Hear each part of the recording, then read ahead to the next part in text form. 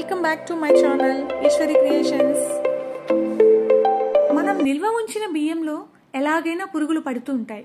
అదే ఎక్కువ మోతాదులో బియ్యాన్ని పురుగు పట్టకుండా నిల్వ చేయాలంటే మనకు కొత్త సవాల్ లాంటిదే. కిచెన్కి కింగ్ మనమే కదా.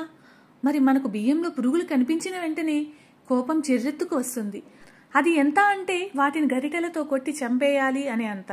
పురుగులు పట్టకుండా ఉండేందుకు మన బామ్మల కాలం నాటి చిట్కాని చూద్దామా? ఈ బియ్యం ఆర్గానిక్ పద్ధతిలో పండించారండి. ఇది అన్పాలిష్డ్ రైస్ అండి. ఇది మొత్తం 50 కేజీలు ఉంది.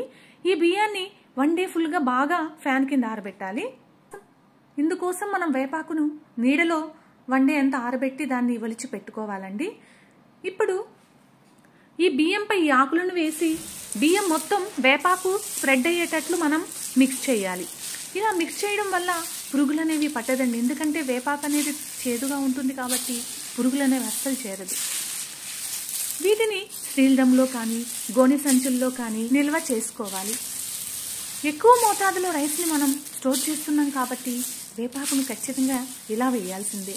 మనం ఇంకా చాలా చిట్కాలు ఉన్నాయండి. ఇంగువ పెట్టవచ్చును, ఎండుమిరపకాయలు పెట్టవచ్చును. అవి అన్నీ మనం తక్కువ మోతాదులో ఉన్న రైస్కి మాత్రం సూటబుల్ అవుతాయి. కానీ ఎక్కువ అన్నప్పుడు మాత్రం ఖచ్చితంగా మనం వేపాకుతో స్టోర్ చేసుకోవాల్సింది. సో ఇప్పుడైతే నేనైతే ఈ డ్రమ్లో ఈ బియ్యాన్ని పోస్తున్నానండి.